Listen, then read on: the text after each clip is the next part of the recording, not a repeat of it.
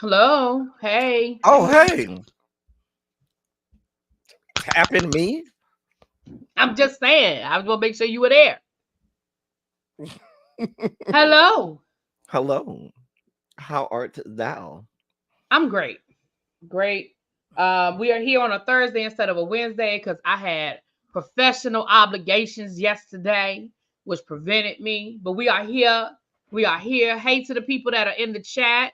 Hey, Volvo, Janae, Yana, Lemon Kush, Kelly. Hi. Hi, hi. So, Hey, everybody. you know, What? we have a couple of stories for you guys today. Um, the political and I know you've been revving up your political coverage over on your channel because it is just a lot going on. And It as is. always, teacher project will definitely keep you guys. This election is affecting you. Um, Now it looks like, Biden is buying our votes by forgiving more student loans, which I ain't mad about. For the people that's gonna get their loans forgiven, I'm not mad. But again, we had a whole meltdown on last week's episode about what the Department of Education is not doing. So, anything you want to speak on as it relates to the election coverage before we get into these stories, sir? I promise you, really be the day Biden in any of his campaigning debates or whatever, the day he mentions education, I'm going to come on here and you just going to have to give me the big screen and just let me loose cuz I'm going to drag him for everything he's worth. I'm serious, really. I'm serious. I'm going to drag him for everything he's worth because he has not done anything. He has not even mentioned the word education since he got in office, outside of, like you said, student loans. That's it. K through 12 education is a dumpster fire right now. It's a whole dumpster fire right now. And he's been radio silent. So the day that he comes out here and mentions anything about education, I'm just going to go in with reckless abandon. I'm just telling you Okay. now. All right. And with that being said, let's move into it. So we have a couple of stories to bring you guys today. As always, I will put the link in the chat and we will put the link in the description box. Not sure where you want to start. We have Oklahoma. We have just the whole conservative group, and then we got Texas. Let's We get got Governor Texas. Hot Wheels out of the way. Let's get Governor Hot Wheels out of the way. He's a mess. He's a And that horrible reminds me mess. of something I want to tell you off backstage. So don't click Okay. off as soon as I got something I want to tell you. Just if you say Governor Hot Wheels, I'll remember what it is. All right. Okay. So here's the link, you guys.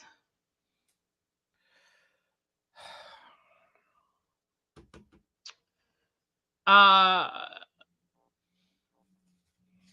Trying to say I'm in Texas now. Larry, I'm not sure what you're saying. I'm not sure if you're being sarcastic. I'm not sure if you're trolling. I don't know. Let me know what you mean by that because I don't want to assume you're trolling, but I'm not really sure what you mean by that statement. All right, let's get into it.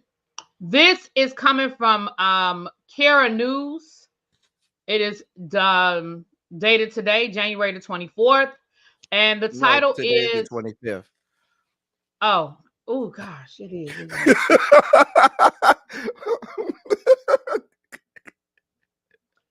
Woo! Oh man. January is just flying by. Okay, I'm sorry. It was dated, yes, it's dated yesterday, the 24th. Fort Worth ISD Sex Ed Committee discussion. I'm sorry. Pornographic broadcast interrupts Fort Worth ISD Sex Ed Committee discussion. Okay. Fort Worth ISD, remember in Texas, they're called independent school districts. So that's what that ISD stands for. Students are a step closer to again being taught sex education in school classrooms. Yet, before the board appointed School Health Advisory Council voted to recommend a sex education curriculum called Choosing the Best to parents and Fort Worth ISD board members, the Zoom meeting was interrupted by pornography. Mm. On January 22nd, meeting was a roller coaster, attendee Christy Beck said. Get it off the screen. Parents and attendants yelled after a video was broadcast over the Zoom stream. This is what our kids are watching in school, one parent yelled. It's disgusting. Stop forcing us to watch this, another parent screamed. A SHAC member running the meeting scrambled to turn the video off.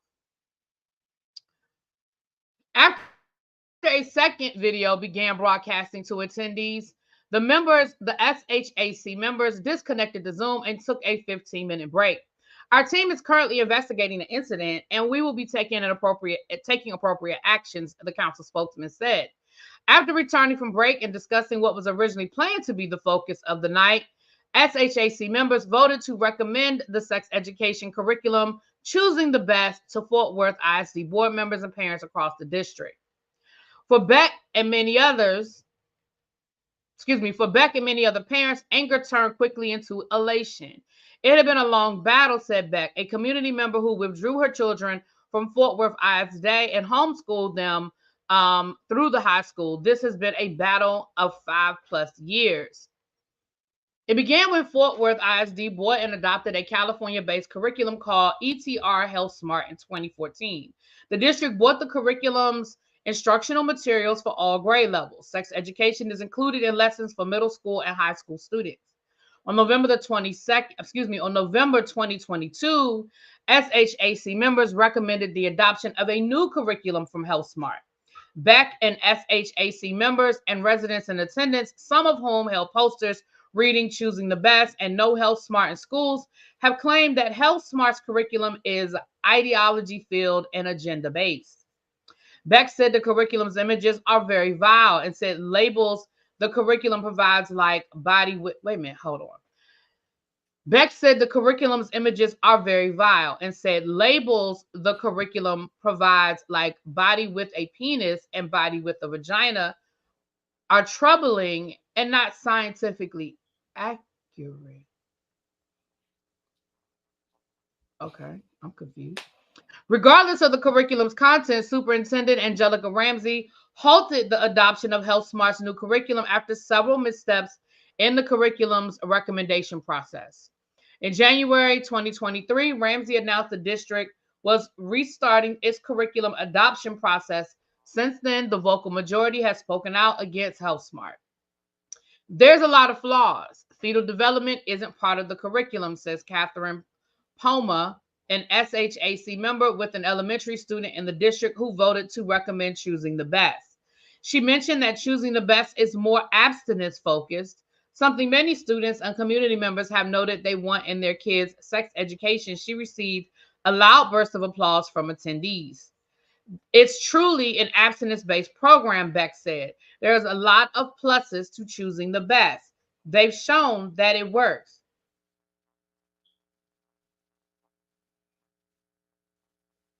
Beck and Poma mentioned a study included in Choosing the Best report that showed rates of abstinence raising after Texas students studied the curriculum. Not all in attendance were convinced by the results. SHAC member Lori Georgia spoke out about the study's limitations. The data is 15 years old, Georgia said, and it says right there, the year after these children receive this curriculum, they may retain none of these pro-abstinence behaviors. George said she's concerned about spending taxpayer money on something for which the benefits are statistically uncertain. When the council's vote was announced, Choosing the Best was named as SHAC's recommendation, and cheers rang out in the meeting room. Fort Worth ISD School Board will discuss whether to approve and adopt Choosing the Best as the district's new sex education curriculum sometime in February.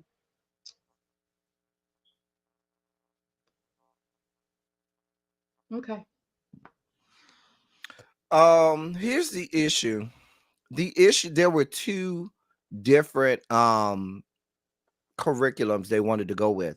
The Choosing the Best was more conservative leaning, and the no health smart in schools was more what they called liberal leaning. So the no health smart in schools one was the one that was using language like body with a penis or body with a vagina, because they were being more inclusive of understanding someone may not identify, they may be non-binary, or non-gender But that doesn't conforming. change what your body has. I'm confused. Exactly. No, that's the point. That's the whole reason Yeah, for I'm them confused by saying that. I body mean, with it. Their problem, the conservatives' problem was they wanted to force it to say man or woman, male or female, and things like that. oh, I see, And I so see, they I see. didn't Okay. want it to Okay, just because I say was body with confusion. the I ain't male. gonna lie to you. I And was so like, they were saying that it's unscientific to say body with a penis and body with a vagina, because they felt like you had to associate a sex with it. So that's the language that the parents wanted removed. They also wanted to choosing the best one because that was the one that promoted abstinence, whereas right, the yeah, other yeah, one, I which put is the abstinence. Yeah. no health smart in school. I mean, not it's not no health smart, it's health smart in school, is the one that promoted proper use of prophylactics and other contraceptives and things like that, and educating students on what sex is. So that's this is going and pushing more toward conservative, evangelical leaning curriculum for Fort Worth school district, which is a major metropolitan area that's very diverse and has a lot of individuals, lot of diversity with regard to the family makeup of the students of that school district. Fort Worth is a suburb of Dallas. That's the greater Dallas Fort Worth area. So you're talking about a major metropolitan school district now going backwards and saying, "Oh, we're pushing abstinence." You know, education. Saying that abstinence is the best form of education on sex, which is proven not to be the case. And not wanting to acknowledge that there may be non-binary gender conforming members of society, and not wanting to really be inclusive of people and their how they identify. I mean, listen.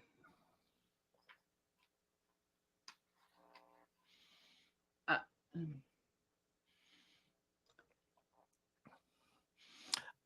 You know what I'm gonna say before you say anything? I bet you it was one of the people that was for the choosing whatever, choosing the best, whatever, that hacked the system and had that porn put in there just so that they could prove a point saying, "This is what you're showing our kid." I guarantee you that's what happened, really. I guarantee you that's what happened. it was probably one of the kids. I mean, let's not. I mean, here's the thing: they have literally hacked the YSL trial twice. It can't be that hard. If a federal building and a federal computer system with whatever security they have can't stop people from hacking, I'm pretty certain that Fort Worth ISD security system, it was probably one of the kids. I just can't. I can't with you. I'm just I'm just tired. I'm so tired. Excuse me. I'm so tired of us wanting to live in this bubble with our head in the sand. Like I remember as a kid the debate being over teen pregnancy, and I'm like, so talking about sex clearly ain't stopping kids from having sex. So if we can educate them and try to keep people safe, and maybe, just maybe with education, they might make a different decision. But putting our head in the sand and acting like it doesn't exist or it's not there, It's not going to change your child from this, from saying, "Hey, I'm curious, and maybe I am non-binary, or maybe I am gay, or maybe I am lesbian." Like, it's not going to change how your child. Not giving them the information is not going to change their decision. It just doesn't. That's not how this works. That's not how any of this works. And I'm just tired. I just feel like it's the same debate over and over again. And these people are just so clueless. And it's just like, I guess because I deal with the repercussion of people's bad decisions all day long at my job. You know what I mean? It's just frustrating. And it's not getting any better. If anything, we're regressing. We're not progressing, we're regressing.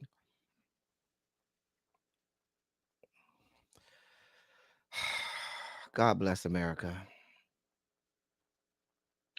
All right. Tracy says, it was Moms for Liberty. I feel like they have someone that could do it. Moms for Liberty is a great blame. Tracy just gonna blame. She just gonna give They it to are them. they are a generic blame. We can blame them for pretty much a whole lot.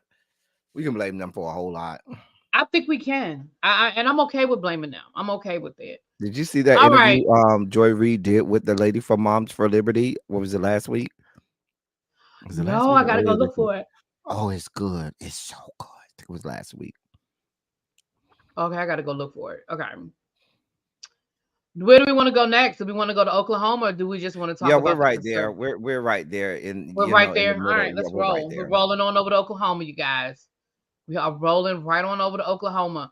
Um, Oklahoma superintendent faces back blow for putting libs of TikTok creator on library panel. Wait a minute, what?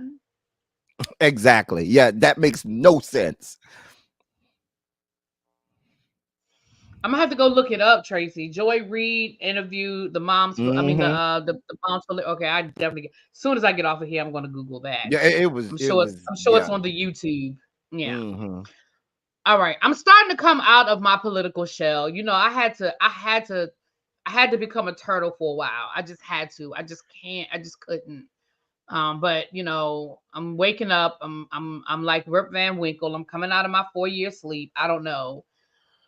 But yeah. Okay. Let's talk about it. This is coming from CT Insider, and it is also dated January the 24th.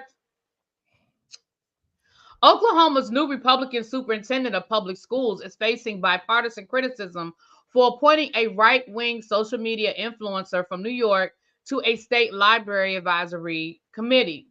Superintendent of Public Instruction Ryan Walters announced Chika Reichik's, I hope I said that right, appointment to the committee on Tuesday, saying she is on the front lines showing the world exactly what the radical left is all about: lowering standard, porn in schools, and pushing woke indoctrination on our kids.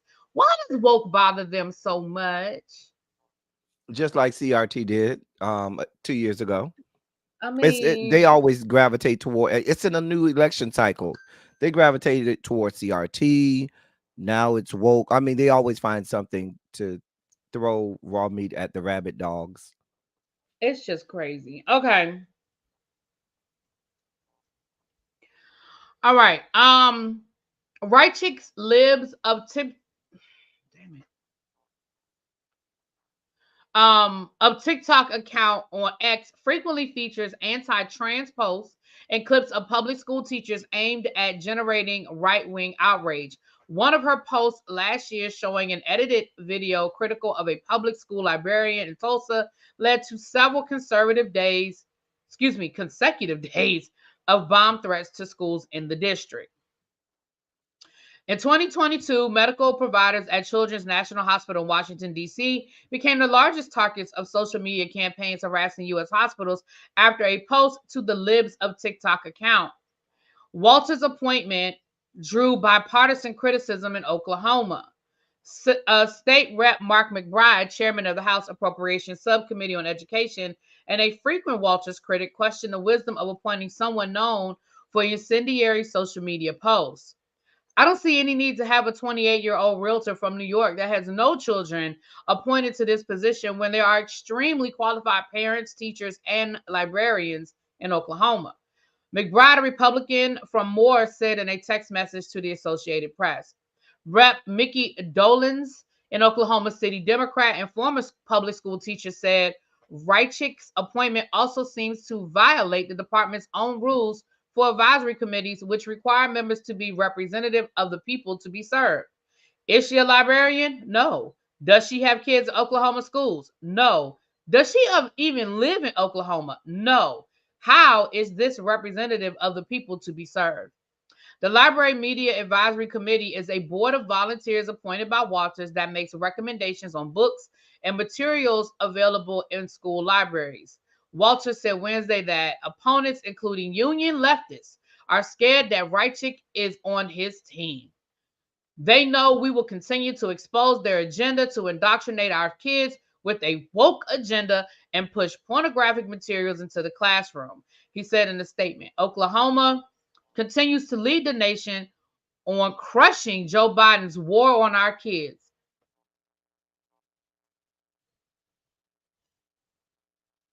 A former public school teacher elected in 2022, Walters ran on a platform of fighting woke ideology in public schools, banning books from school libraries, and getting rid of radical leftists who he claims are indoctrinating children in classrooms across the state. Since his election, he has clashed with leaders in both parties for his continued focus on culture war issues, including transgender rights and banning books in school.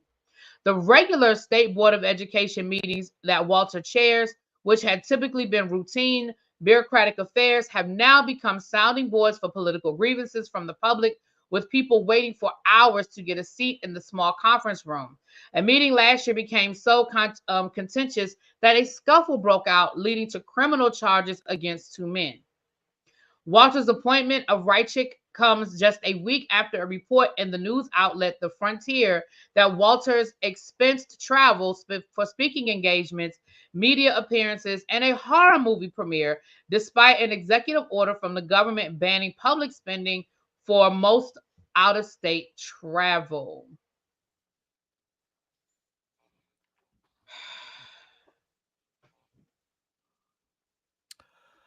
Is it my turn? Yes, please go. We clearly see what's going on here. We clearly see what's Yeah, I going mean, on there's here. no, yeah. There's no ifs, ands, or buts about it. This is not about hey Darren. This is not about any Hey, form Darren. of doing what's right. This is the real indoctrination. The real indoctrination of the kids is from the side screaming that kids are being indoctrinated, because there's no way libs of TikTok gets to decide, which is a conservative, hard right wing faction, gets to decide what books should and should not be in school, because we've gone from having educators and librarians tell you what is sound literature for students, and going to yahoos off the street that will be proponents of your racist, discriminatory, and bigoted ideologies deciding. That's what we're doing now. I mean, where do we draw the line? If you want these people to make sound judgments and decisions on what we're doing with education, should we not do that for the medical profession as well? Screw it. Why have doctors at the CDC anymore? Just have people who will scream from the rooftops whatever your political ideations are, and that'll be the basis of all of our medical of all of our medical proceedings and information. Why not? Because doing that with education is the same thing, and that's what I don't think people understand. People think that, oh, we can play around with education because it's not that serious. Whereas if you really want to be honest, the education system is just as serious as our medical system. Because just like if you get the wrong prognosis from your doctor, and that could be an existential threat to you being here anymore, the same thing can happen given the wrong education here in these yet to be United States of America. And I just don't think they see it the same way. So they feel that at the whim of anybody, they can just make whatever decision, play around with people's education, do whatever they want, and there's nothing anybody can do about it, and it won't be that bad. So, again, you guys, I think we get caught up in our own feelings on things and we lose the big picture. So here's the problem. The problem is when we say, oh, well, I don't like that book, so I'm glad they're not going to have that book, or no, I don't think that's a good idea, so I'm glad they're not teaching that book anymore. Then what I think we are with the big picture that we're missing is how that long-term effect is. Because what you do is you open up the back door. And once you've opened up the back door and said, oh, well, if I don't like this, I don't have to do that. And if I don't like this, I don't have to do that. And if I don't like this, I don't have to do that. And then it becomes bigger and bigger and bigger. And then we hear about books that we love, and all of a sudden now those books are banned. And we're like, oh my gosh, I love that book. Why is that book banned? Oh my goodness, that book taught me so much. Why is that book not here? And then we get to a state, which I know I bring it up all the time, but I want to keep bringing it up. Then we get to a state where you as a teacher can potentially become a daggone felon and be arrested for sharing a book that somebody decided wasn't appropriate.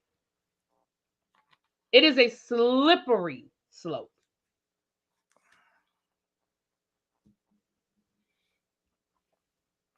I don't have nothing else. I have nothing. I'm Whitney Houston on this. I have nothing. I have nothing else. It is a slippery slope. Yeah. Hey, Monk Chip. Hey, Boo. All right. Our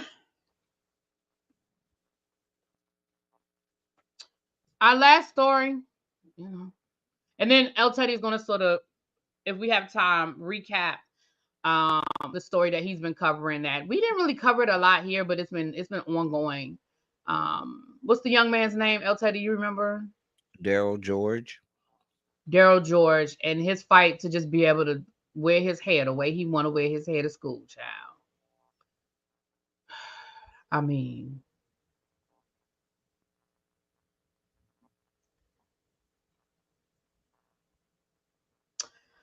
all right, I put the link in the chat. This is coming from the Washington Examiner. Conservative groups launch education freedom pledge to spur federal action on school choice. Now, again, for the people who are new here, we have told you guys before that school choice is just a fancy word that they are using to make it sound real pretty. Oh, school choice.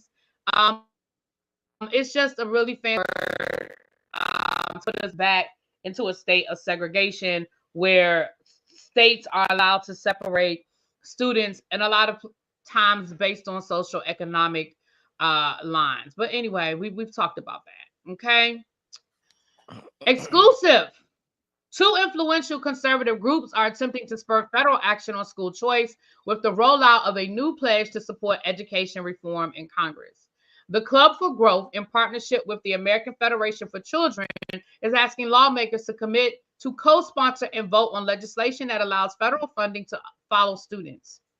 The Federal Education Freedom Pledge has attracted 21 signatories, all Republicans in the House and Senate, including House Speaker Mike Johnson. Ohio State candidate Bernie Moreno has also signed on. The announcement comes after a record number of states enacted or expanded school choice programs in 2023. That is important to note, ladies and gentlemen. A record number of states expanded school choice last year. Red states from Florida to Iowa passed legislation allowing parents to use taxpayer funds to pay for private education without eligibility requirements. After many tremendous victories in the state level, it is clear there is a widespread support for school freedom from parents across the country. Club for Growth President David McIntosh said, now is the time for the federal government to capitalize on this momentum and create an educational system that works for everyone nationwide. Hmm. Who's that everyone you're speaking of, Mike? Mm. The groups have played an active role in electing school choice advocates. Hmm. The Club for Growth, alongside the affiliated School Freedom Fund, invested millions in state races last cycle, as did the AFC, funded by Trump administration Education Secretary Betsy DeVos. Mm. An affiliated super PAC, AFC Victory Fund, plans to spend at least $10 million in 2024.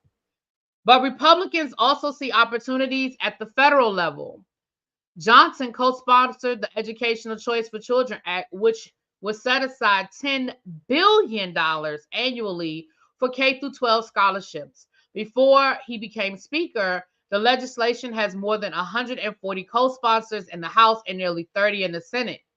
Senator Ted Cruz, another signatory of the pledge, has introduced multiple bills this Congress, including one that will help parents use tax advantaged accounts for elementary and secondary education, that is, school choice. Conservatives have escalated their attacks on public schooling in recent years with the scepter of critical race theory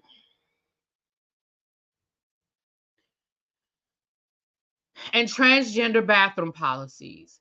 But the school choice movement is also riding a lack of faith in public education following COVID-19 pandemic. Just 36% of those surveys expressed satisfaction with the K through 12 education in most recent Gallup poll survey compared to 50% in 2020. Tommy Schultz, CEO of the American Federation for Children, hailed what he called a tidal wave in the expansion of educational freedom in 2023. This is a new era for our K through 12 system, he said in the statement. Now we are thrilled to partner with Club for Growth to ensure the promise of school freedom is demanded from federal candidates and federal lawmakers. Congress has the power to tear down barriers to life changing educational opportunity for millions of students. The pledge, rolled out during National School Choice Week, has attracted 17 signatories, in the House and 4 in the Senate. And that's the end of the article.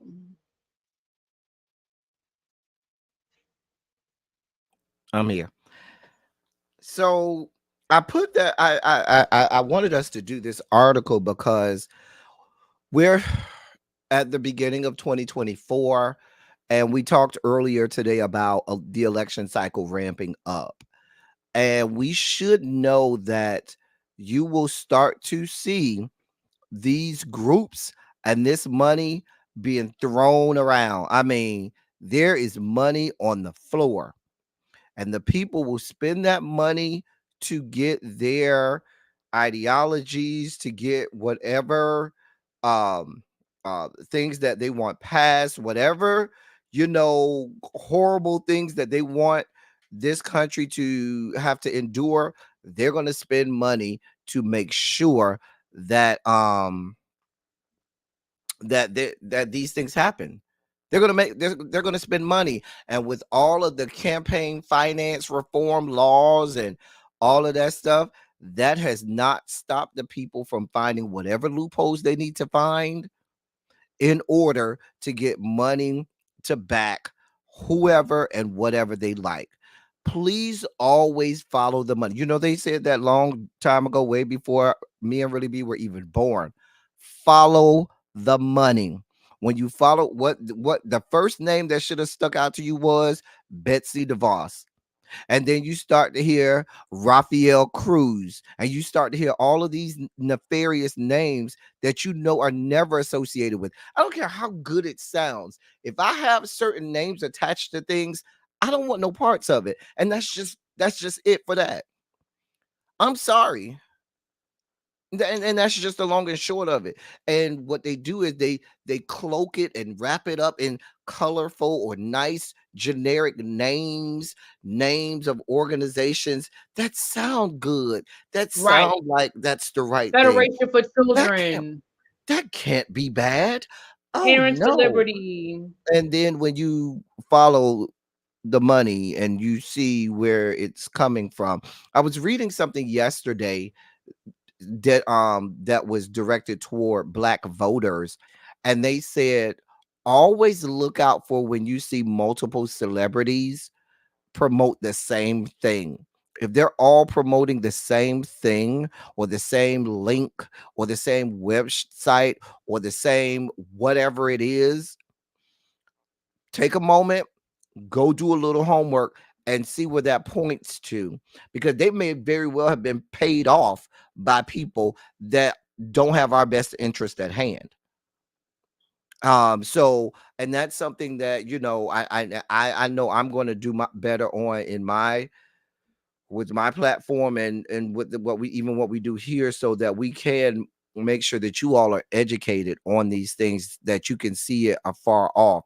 We try to be very proactive in what we bring to you. We never try to bring you reactive, so we try to be very proactive so you can see things coming afar off, so that by the time it does get to you, you can say, yeah, really being L Teddy told us about that. We saw it coming. Yeah, you can't fool us with that.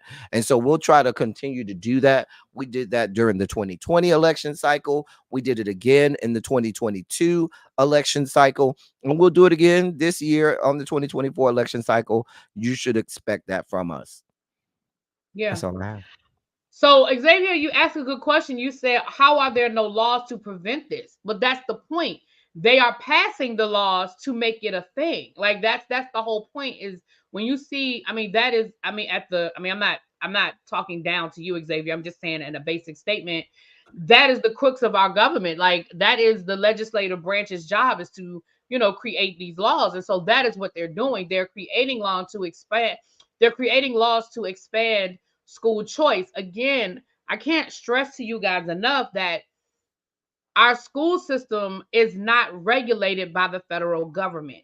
So a school district can create a policy and it's not regulated. You know what I'm saying? That was why during COVID, every school system was doing its own thing because the Department of Education could not compel the schools to do one thing or the other. They couldn't make the schools close, they couldn't make the schools open. The only reason why schools were forced to close is because the government declared, across the United States a full shutdown.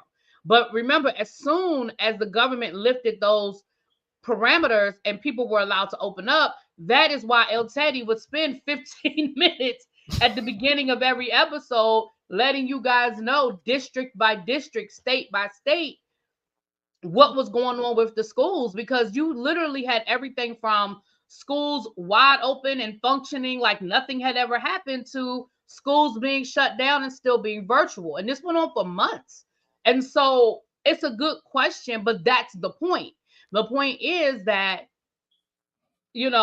our Department of Education, now what they can do, we talked about last week, is they can launch investigations into policies that say, hey, this isn't in the best interest of children. What are we doing? But they're not even exercising that. So when we Mm. talk about school choice, there's no law against school choice. What school choice is at the basic, we're not talking about what it's really being used for, but at its base, school choice is about allowing parents, about states or cities or counties to give parents tax breaks or to give parents scholarships, if you will, to allow their children, excuse me, to go to schools that are not public, to go to private schools. Scholarships. Right. You see what I'm saying? So at its surface, there's nothing nefarious about that. And that's what, like, that just goes back to what El Teddy just said. That is what they do. They mask it in something that will almost make you look like a villain when you say, wait a minute, that's not a good idea. Who would think it's a bad idea to provide scholarship to the underprivileged children? Because that is what it's wrapped around. But in reality, that's not how it's always used. So that's a great question, Xavier, but that is the point. And that is why, going back to what El Teddy said, that is why part of our mission is to educate you guys with the information so you can go into your communities and be educated and see what's happening and have the tools to stop it.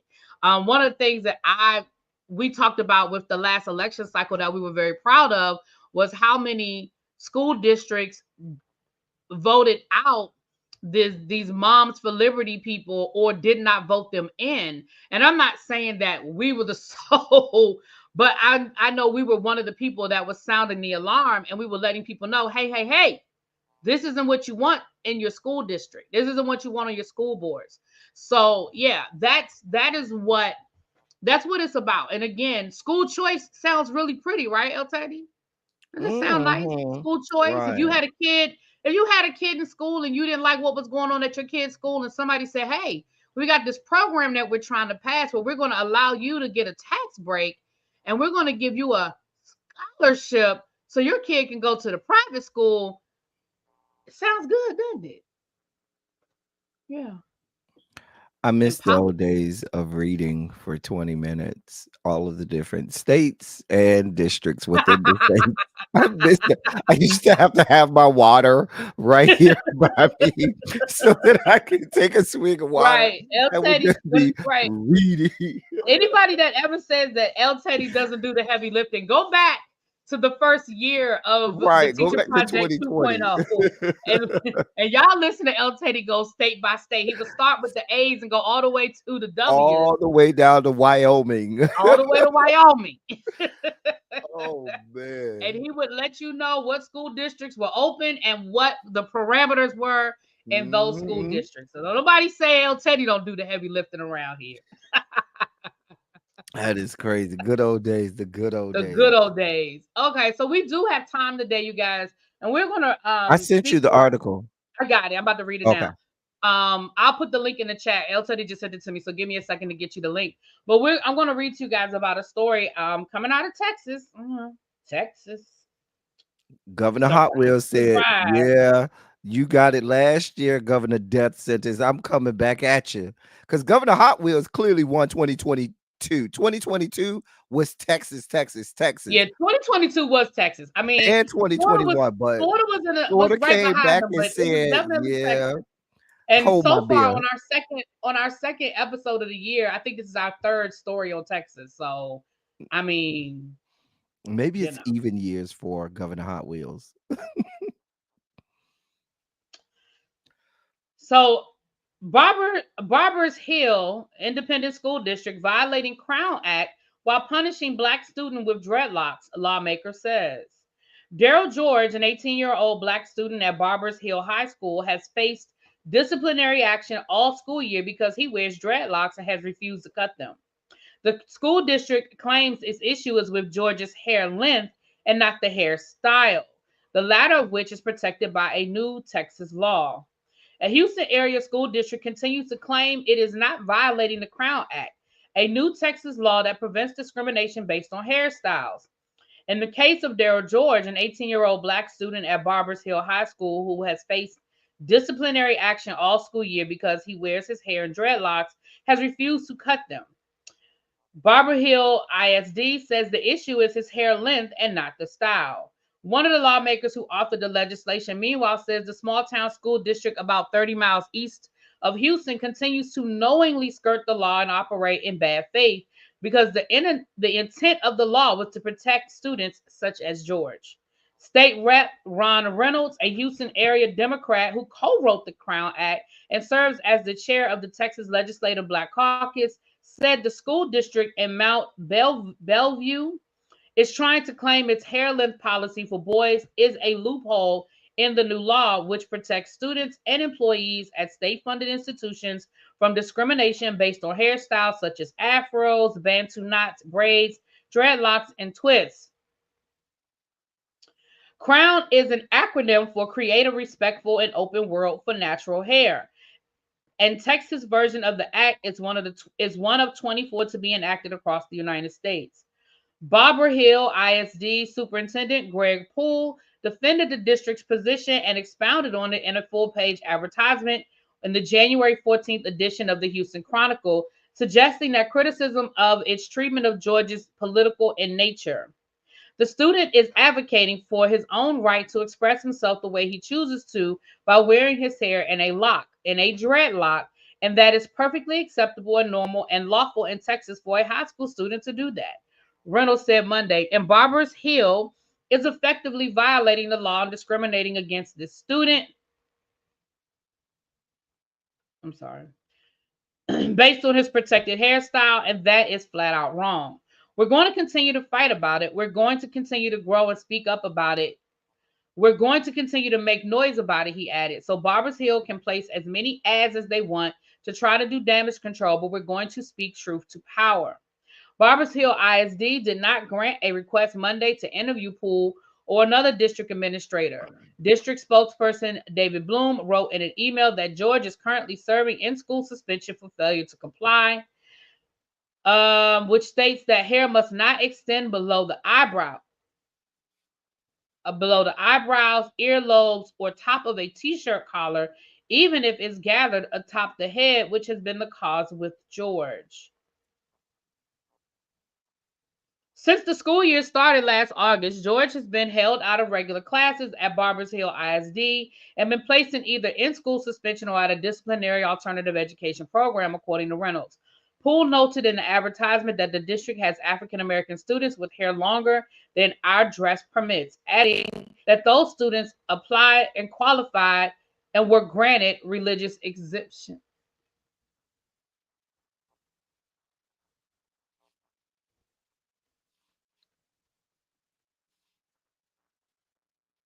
I'm sorry. I am constrained by student privacy rights to comment directly about an individual student, but it is a matter of public record, and that child moved this year from a neighboring school district that allows longer hair on males.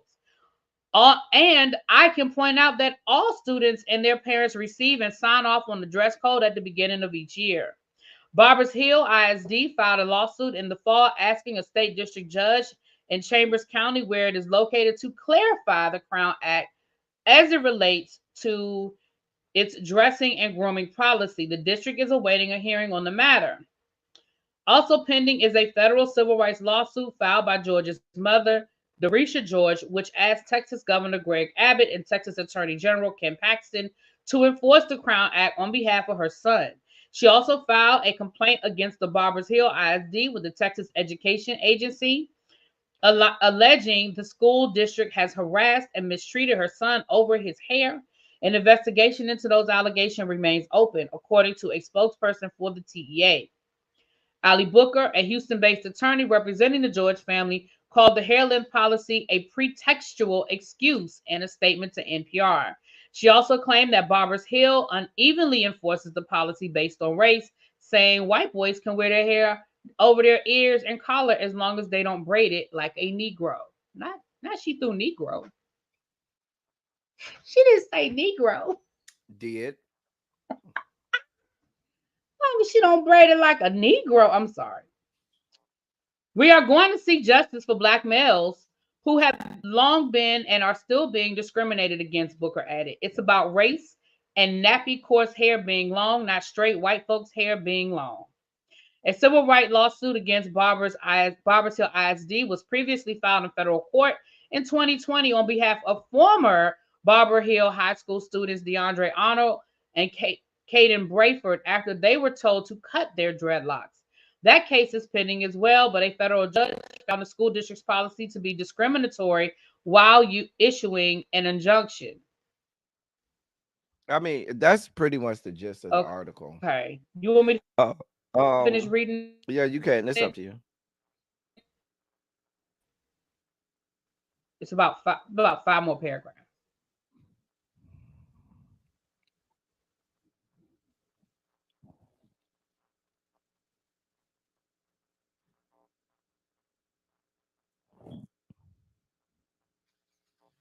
You're muted. You're muted.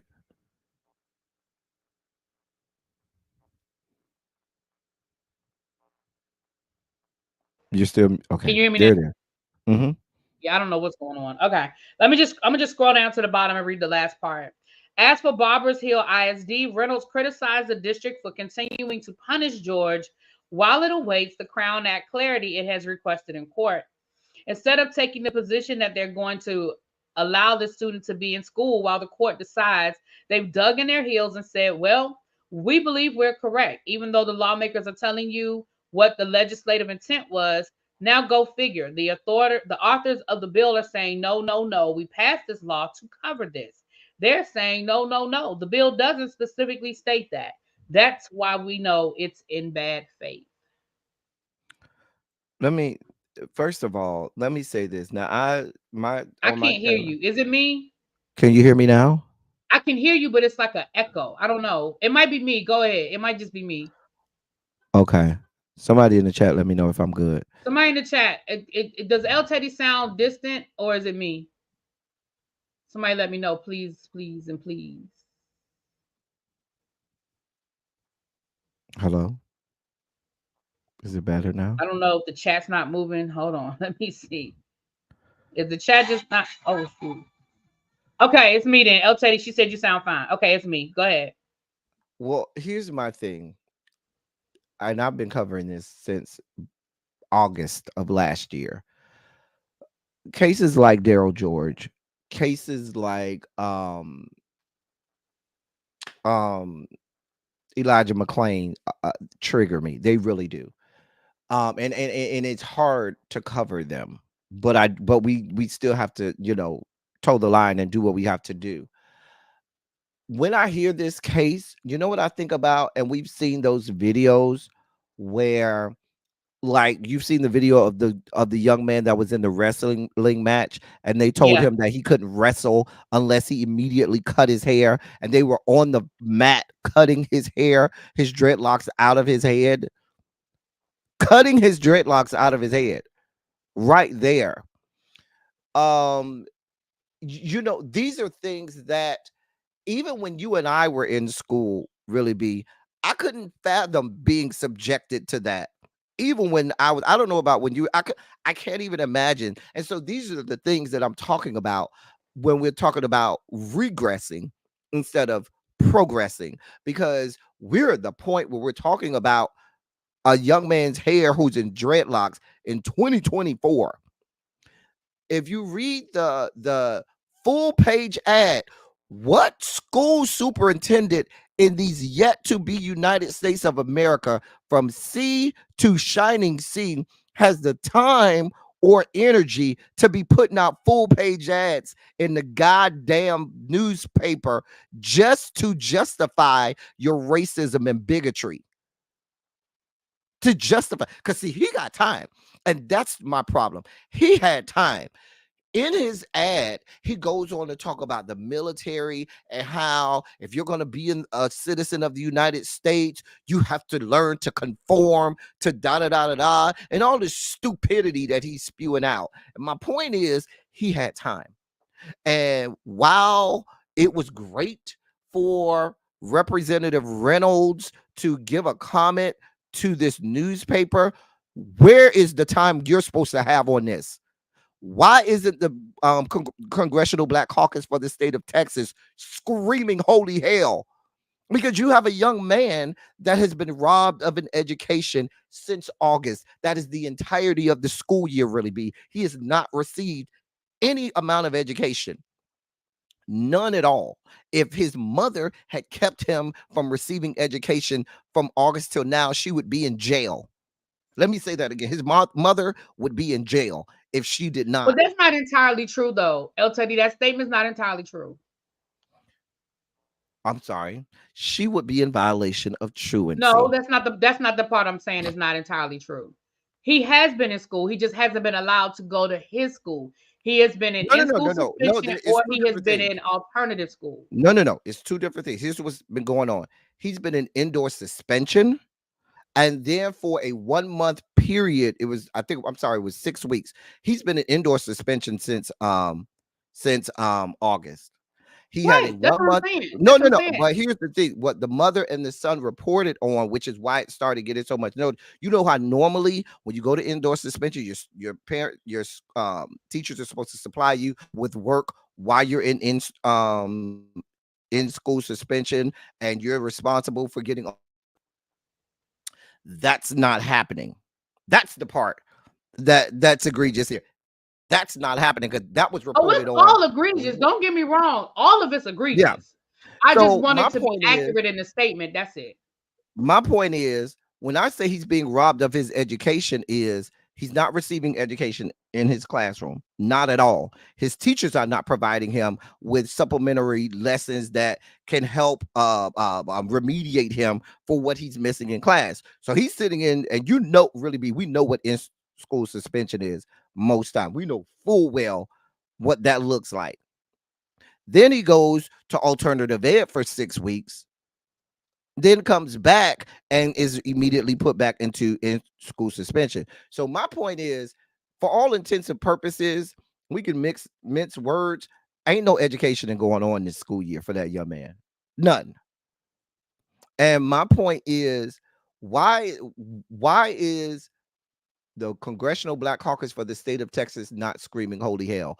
Why are they not going down to the TEA headquarters in Austin? Because they got to work in Austin at the Texas, as a legislator for the state of Texas. They got to be in Austin, Texas, which is the TEA headquarters is in Austin, Texas. I would have all of us down there screaming holy hell. Where are all of the U.S. congressmen? Um, and there are a lot of black congressmen in and out of the Houston area because this is a suburb of Houston. This is the largest metropolitan area in the state of Texas, fourth largest metropolitan area in these yet to be United States of America. And what we have here is you just saying, "Oh, that's bad. We're looking into this," and that sounds good. But when you're the victim and you're the parent having to deal with that every day, when you're the student having to endure that every day, this type of lip service doesn't do you justice. You're the one having to endure that. And frankly, that young man might not want to be the martyr. Nobody wants to be the martyr. I don't want to be anybody's martyr. What are you doing? And so that's to me what's the most egregious about it.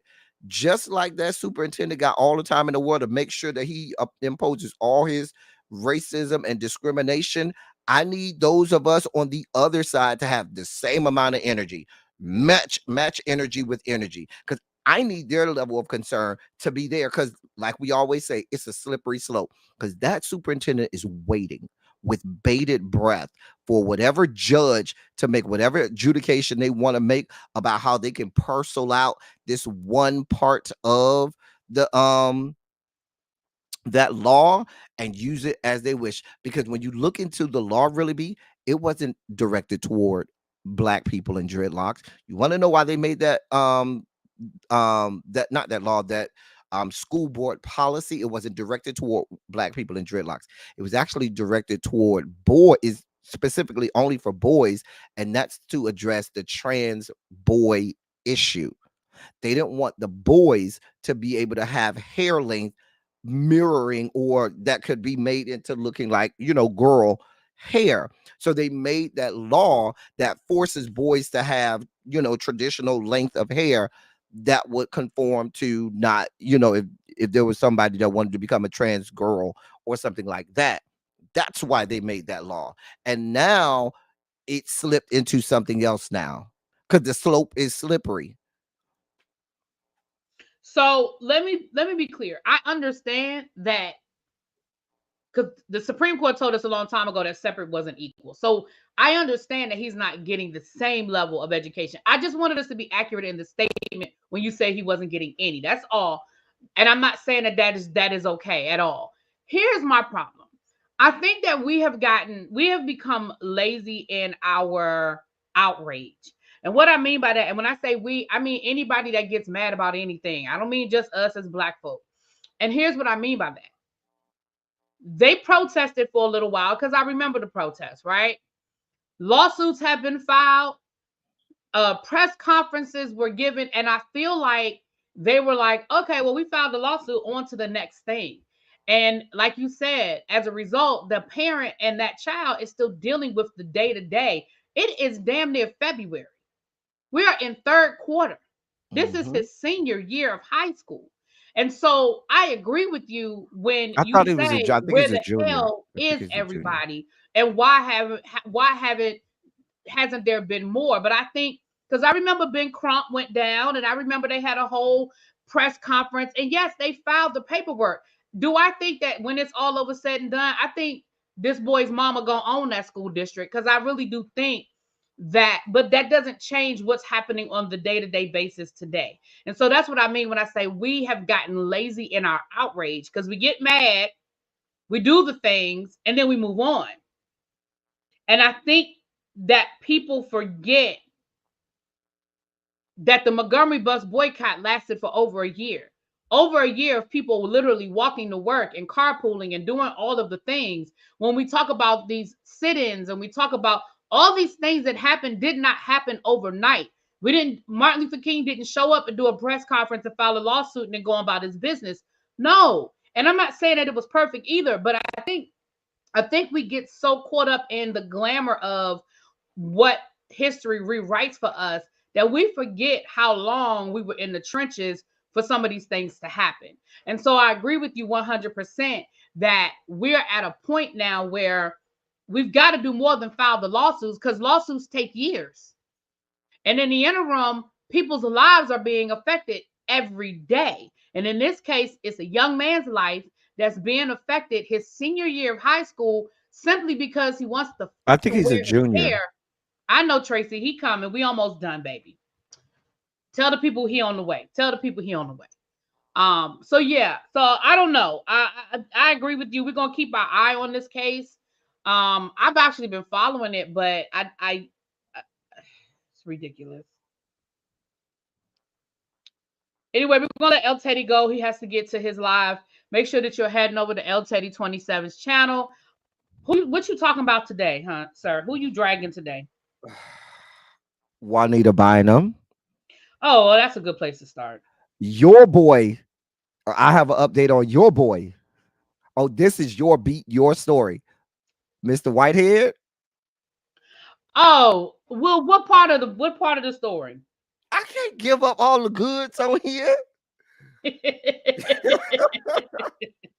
All right, well, y'all head on I over there to get the teased it. update on Whitehead, child. You know, after he talked about me, I ain't had nothing else to say about him, sir. You know I was that's keeping your you beat. relevant, That's but since your you, boy. yeah. All right, you guys. Well, head on over to LT27. And I will be on after him, and we are going to talk about this bombshell lawsuit that was filed against Vince McMahon, Oh, I'm former talking about that CEO. too. I got that. That's on the that's in the dossier as Yeah, well. so we'll be So doing we'll a talk we'll be about doing that a as deep well. dive into that after L Teddy 27. We were going to talk about Can you um push yours back a little bit so I can get a little more real estate? Can you give me to 7? yeah, that's fine. Yeah. Okay. All Thank right, you. you guys. I will talk to y'all later. Mwah, mwah, mwah.